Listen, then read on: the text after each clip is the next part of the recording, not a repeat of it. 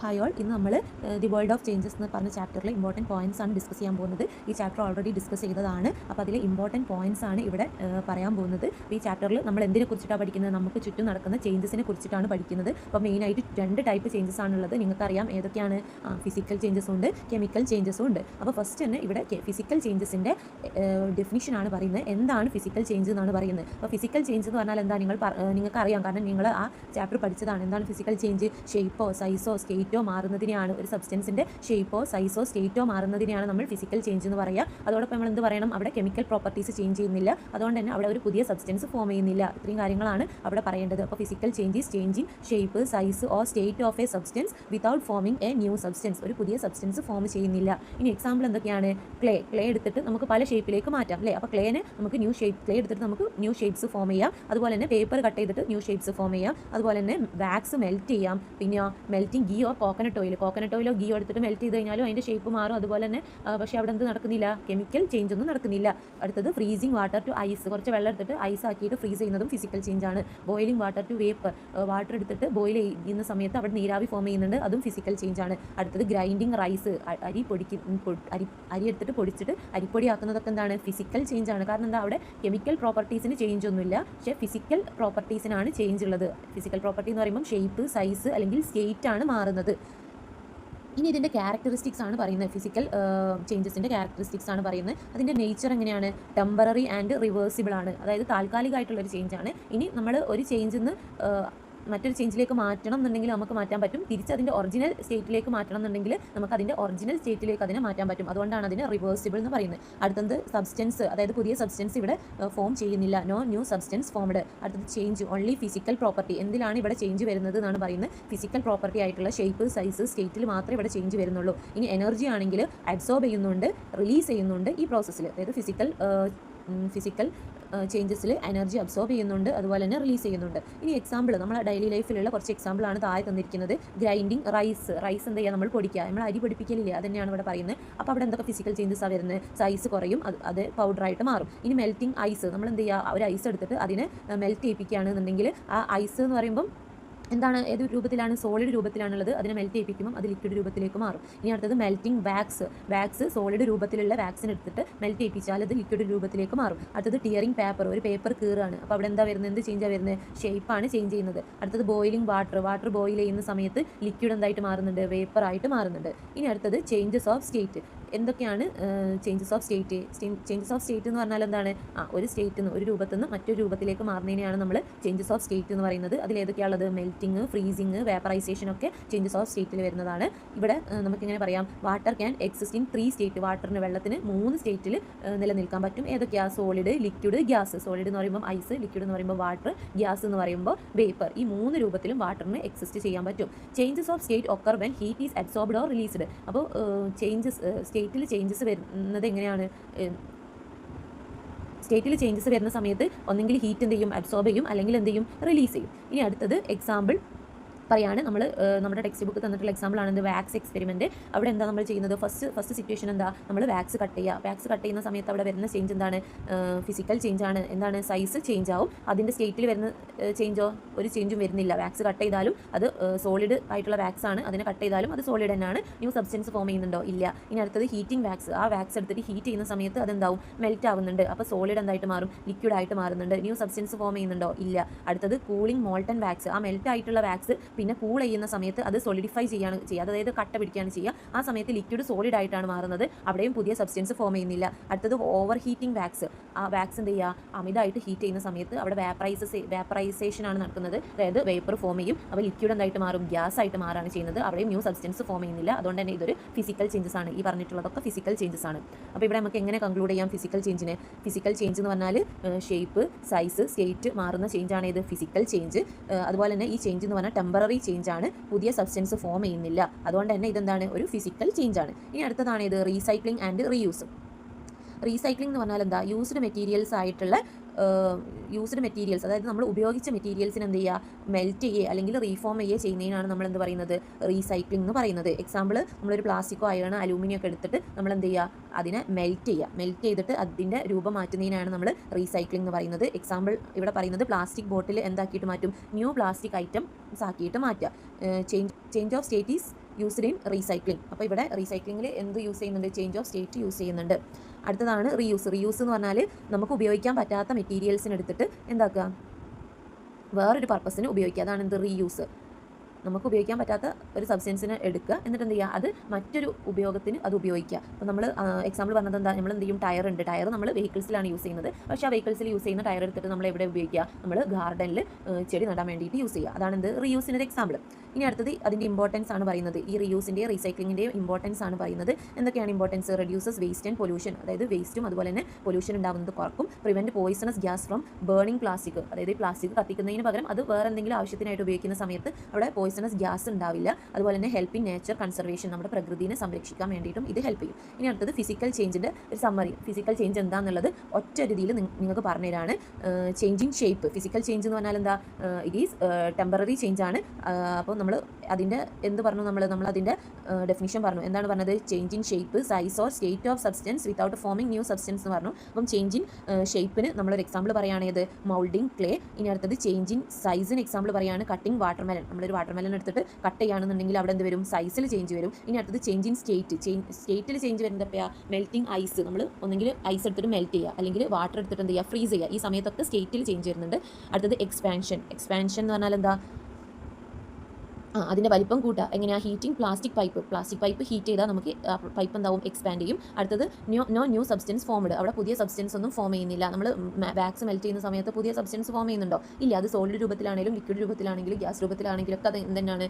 Wax തന്നെയാണ്. ഇനി അടുത്തത് എന്താ പറയുന്നത്? ഫിസിക്കൽ ചേഞ്ച് എന്ന് പറഞ്ഞാൽ ടെമ്പററി ആണ്, റിവേഴ്സിബിൾ ആണ്.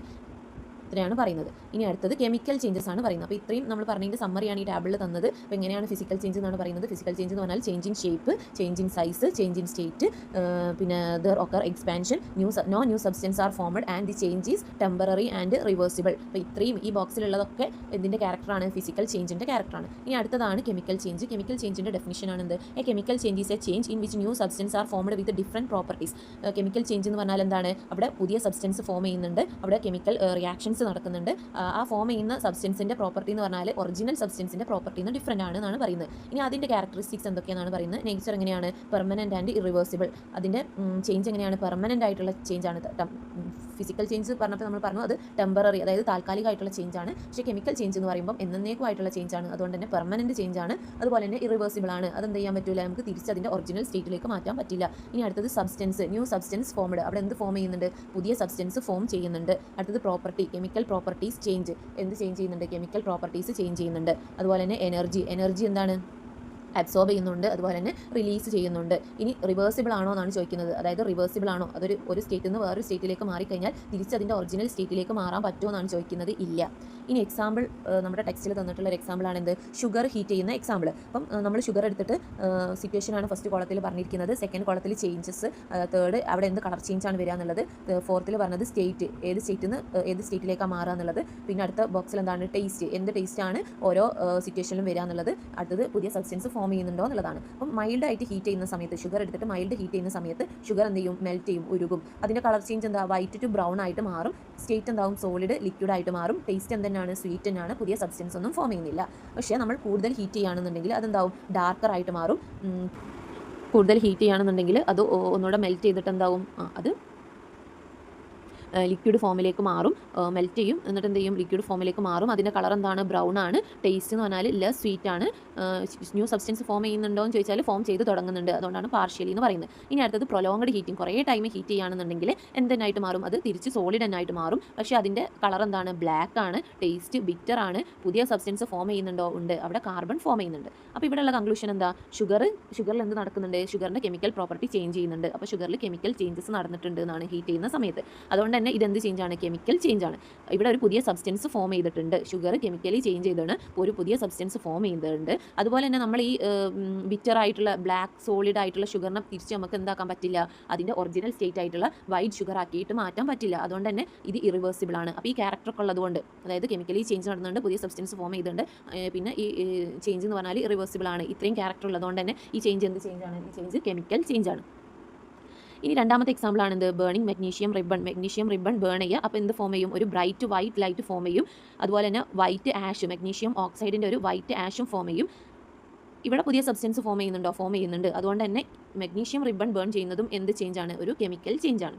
ഇനി നമ്മൾ ഫിസിക്കൽ ചേഞ്ചും കെമിക്കൽ ചേഞ്ചും കമ്പയർ ചെയ്യാണ്, താരതമ്യം ചെയ്യാണ് ഇവിടെ ചെയ്യുന്നത്. ഫിസിക്കൽ ചേഞ്ചിൽ എന്തില്ല, പുതിയ സബ്സ്റ്റൻസ് ഫോം ചെയ്യുന്നില്ല. കെമിക്കൽ ചേഞ്ചിൽ ന്യൂ സബ്സ്റ്റൻസ് ഫോംഡ്, പുതിയ സബ്സ്റ്റൻസ് ഫോം ചെയ്യുന്നുണ്ട്. ഫിസിക്കൽ ചേഞ്ച് എന്ന് പറഞ്ഞാൽ ടെമ്പററി ആണ്, റിവേഴ്സിബിൾ ആണ്. കെമിക്കൽ ചേഞ്ച് എന്ന് പറയുമ്പോൾ പെർമനൻ്റ് ആണ്, ഇറിവേഴ്സിബിൾ ആണ്. അടുത്തത് only physical property change. Physical ചേഞ്ചിൽ ഫിസിക്കൽ പ്രോപ്പർട്ടി മാത്രമാണ് ചേഞ്ച് ചെയ്യുന്നത്.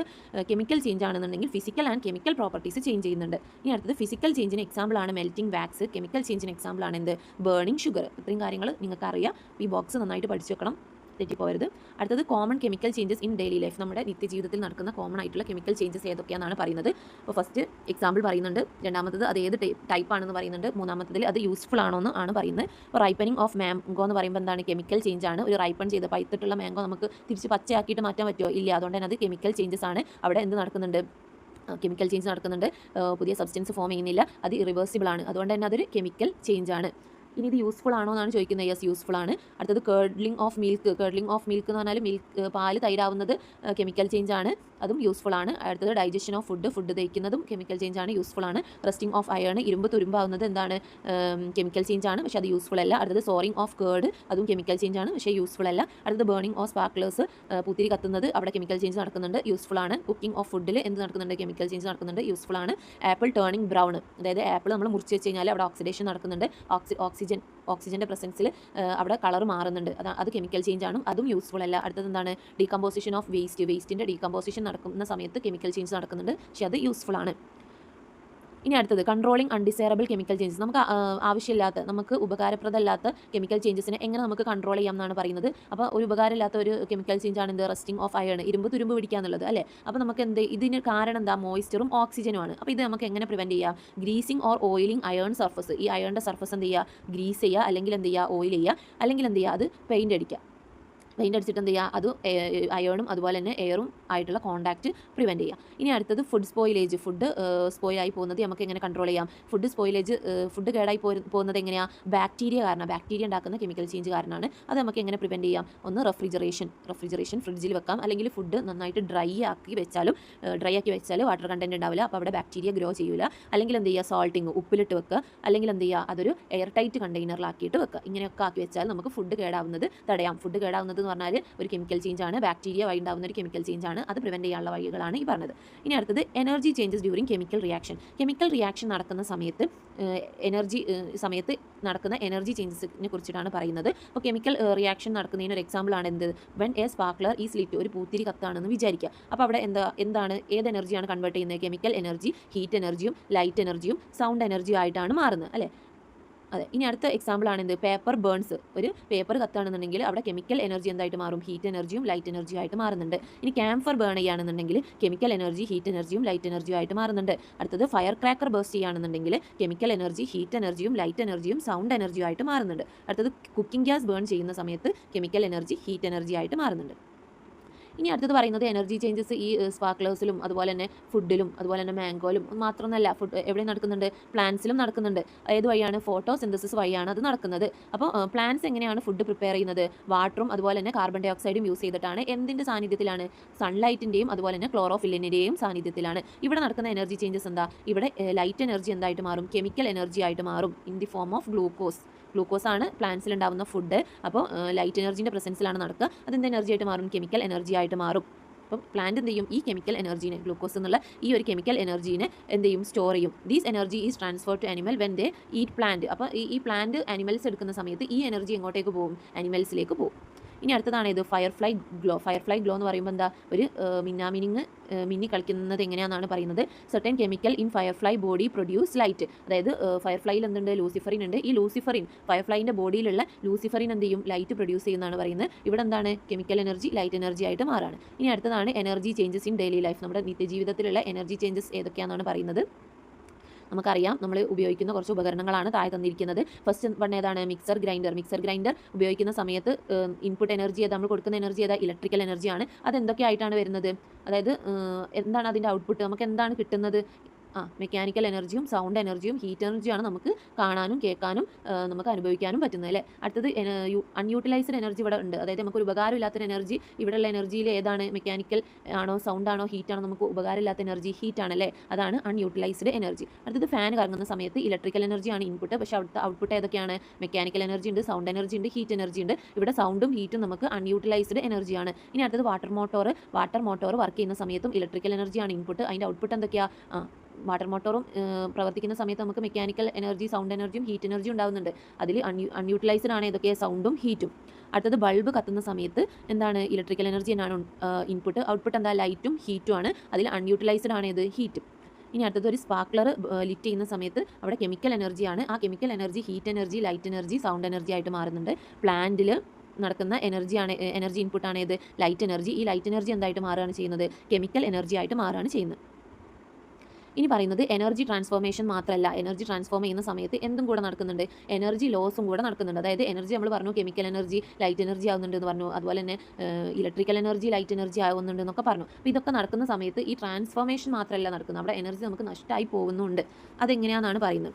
when energy changes form, some energy is wasted as heat or sound. നമ്മൾ ഒരു ഉപകരണം എടുക്കുകയാണ്, ആ ഉപകരണം പ്രവർത്തിപ്പിക്കുമ്പോൾ നമുക്ക് അതിന് ഉപകാരമുണ്ട്, പക്ഷേ അതിൻ്റെ സൈഡായിട്ട് എന്താണ്, ചില എനർജി വേസ്റ്റ് ആവുന്നുണ്ട്. ഏതൊക്കെ രൂപത്തിൽ, ഹീറ്റ് എനർജിയും സൗണ്ട് എനർജിൻ്റെ രൂപത്തിൽ വേസ്റ്റ് ആയി പോകുന്നുണ്ട് അല്ലേ. അതിനൊരു എക്സാമ്പിൾ ആണ് എന്ത്, നമ്മളൊരു മിക്സർ ഗ്രൈൻഡർ ഉപയോഗിക്കുകയാണെന്നുണ്ടെങ്കിൽ അവിടെ ഏതൊക്കെ എനർജി വേസ്റ്റ് ആയി പോകുന്നുണ്ട്, ഹീറ്റ് എനർജിയും സൗണ്ട് എനർജിയും വേസ്റ്റ് ആണ് അവിടുത്തെ. അതുപോലെ തന്നെ ഒരു വാട്ടർ മോട്ടോർ യൂസ് ചെയ്യുകയാണെന്നുണ്ടെങ്കിൽ അവിടുത്തെ മെക്കാനിക്കൽ എനർജി മാത്രമേ നമുക്ക് ഉപകാരപ്പെടുന്നുള്ളൂ, അവിടെയുള്ള ഹീറ്റ് എനർജിയും സൗണ്ട് എനർജിയും എന്തിനാണ്, വേസ്റ്റ് ആണ്. ഇനി അടുത്തത് നമ്മൾ ഒരു ബൾബിൻ്റെ എക്സാമ്പിളാണ് പറയുന്നത്. എനർജി ലോസിനെ കുറിച്ചിട്ട് പറയാൻ വേണ്ടിയിട്ടാണ് ഇവിടെ ബൾബിൻ്റെ എക്സാമ്പിൾ പറയുന്നത്. അപ്പോൾ ഏതൊക്കെ ടൈപ്പ് ബൾബാണുള്ളത് നമ്മൾ ക്ലാസ് എടുത്തപ്പം ഡിസ്കസ് ചെയ്തതാണ്. ഫിലമെൻറ്റ് ബൾബ് ഉണ്ട്, CFL ഉണ്ട്, അതുപോലെ തന്നെ LED ബൾബുണ്ട്. ഇതിനൊക്കെ പവർ എങ്ങനെയാണ് വരുന്നത്, ഫിലമെൻറ്റ് ബൾബാണ് 60 വോൾട്ട് ആണ്, CFL ആണെങ്കിൽ 20, LED ആണെങ്കിൽ 9. അപ്പോൾ എനർജി യൂസേജ് എങ്ങനെയാണെന്നാണ് പറയുന്നത്. ഫിലമെൻറ്റ് ബൾബ് ആണെങ്കിൽ കുറേ എനർജി ആവശ്യമുണ്ട്, CFL ആണെങ്കിൽ ലെസ് ആണ്, LED ആണെങ്കിൽ വെരി ലെസ് ആണ്, വളരെ കുറച്ച് എനർജി ആവശ്യമുള്ളൂ, ഇലക്ട്രിസിറ്റി ആവശ്യമുള്ളൂ. ഇനി ഇവിടെ പ്രൊഡ്യൂസ് ചെയ്യുന്ന ഹീറ്റാണ് പറയുന്നത്. ഫിലമെൻറ്റ് ബൾബ് ആണെങ്കിൽ കുറേ ഹീറ്റ് പ്രൊഡ്യൂസ് ചെയ്യുന്നുണ്ട്, CFL ആണെന്നുണ്ടെങ്കിൽ കുറച്ച് ഹീറ്റേ പ്രൊഡ്യൂസ് ചെയ്യുന്നുള്ളൂ, LED ആണെന്നുണ്ടെങ്കിൽ വളരെ കുറച്ച് ഹീറ്റേ പ്രൊഡ്യൂസ് ചെയ്യുന്നുള്ളൂ. ഇനി ഇതിൻ്റെ കൺക്ലൂഷൻ എന്താ, LED ബൾബാണ് കൂടുതൽ ബെസ്റ്റ് ആയിട്ടുള്ളത്. കാരണം എന്താ, അവിടെ എനർജി യൂസ് ചെയ്യുന്നത് കുറവാണ്, അതുപോലെ തന്നെ ഹീറ്റ് പ്രൊഡ്യൂസ് ചെയ്യുന്നതും കുറവാണ്, അതുകൊണ്ട് തന്നെ എനർജി ലോസ് കുറവാണ്. നമുക്ക് എനർജി കൺസേർവ് ചെയ്യാൻ വേണ്ടിയിട്ട് ഇത് നമ്മളെ ഹെൽപ്പ് ചെയ്യും. ഏത് ബൾബ്, LED ബൾബ്. അപ്പോൾ ഈ ചാപ്റ്ററിലുള്ള മെയിൻ ആയിട്ടുള്ള പോയിന്റ്സ് ആണ് ഇവിടെ നമുക്ക് താഴെ തന്നിരിക്കുന്നത്. ഫിസിക്കൽ ചേഞ്ച് എന്ന് പറഞ്ഞാൽ എന്താണ്, ചേഞ്ച് ഇൻ ഷേപ്പ്, സൈസ്, സ്റ്റേറ്റിൽ വരുന്ന ചേഞ്ച് ആണ്. അവിടെ പുതിയ സബ്സ്റ്റൻസ് ഫോം ചെയ്യുന്നില്ല, അതൊരു ടെമ്പററി ചേഞ്ച് ആണ്, അതുപോലെ തന്നെ റിവേഴ്സിബിൾ ആണ്. കെമിക്കൽ ചേഞ്ച് എന്ന് പറഞ്ഞാൽ എന്താണ്, അവിടെ ന്യൂ സബ്സ്റ്റൻസ് ഫോം ചെയ്യുന്നുണ്ട്, പെർമനൻറ്റ് ചേഞ്ച് ആണ്, ഇറിവേഴ്സിബിൾ ആണ്. എക്സാമ്പിൾ ആണ് എന്ത്, വാക്സ് മെൽറ്റിംഗ് എന്ന് പറയുമ്പോൾ ഫിസിക്കൽ ചേഞ്ച് ആണ്, ബേണിംഗ് ഷുഗർ എന്ന് പറയുമ്പോൾ കെമിക്കൽ ചേഞ്ച് ആണ്. അടുത്തത് പ്ലാന്റ്സിൽ നടക്കുന്ന ചേഞ്ച് ആണ് ഇത്, ഫോട്ടോസിന്തസിസ്. ഇവിടെ ലൈറ്റ് എനർജി കെമിക്കൽ എനർജി ആയിട്ടാണ് മാറുന്നത്. ഇനി മിക്സർ ഗ്രൈൻഡറിൽ എങ്ങനെയാണ് energy transformation, electrical energy mechanical എനർജിയും സൗണ്ട് എനർജിയും ഹീറ്റ് എനർജി ആയിട്ട് മാറുകയാണ്. സൗണ്ട് എനർജിയും ഹീറ്റ് എനർജിയും ഇവിടെ അൺയൂട്ടിലൈസ്ഡ് ആണ്, അതായത് വേസ്റ്റ് ആയിട്ടാണ്, വേസ്റ്റ് ഓഫ് എനർജിയാണ്. അടുത്തത് സ്പാർക്ലേഴ്സ് ലിറ്റ് ചെയ്യുന്ന സമയത്ത് chemical energy heat, light, sound energy ആയിട്ട് മാറുന്നുണ്ട്. അടുത്തത് ഫയർഫ്ലൈ ആണെന്നുണ്ടെങ്കിൽ കെമിക്കൽ എനർജി ലൈറ്റ് എനർജി ആക്കിയിട്ട് കൺവേർട്ട് ചെയ്യുന്നുണ്ട്. ഇനി എനർജി കൺസർവേഷൻ എന്ന് പറയുമ്പോൾ LED ബൾബ് യൂസ് ചെയ്ത് കഴിഞ്ഞാൽ നമുക്ക് എന്ത് കുറക്കാം, എനർജി ലോസ് കുറക്കാം. അപ്പോൾ ഇത്രയാണ് ഈ ചാപ്റ്ററിലുള്ളത്. എന്തെങ്കിലും ഡൗട്ട് ഉണ്ടെങ്കിൽ ചോദിക്കാം. Thank you.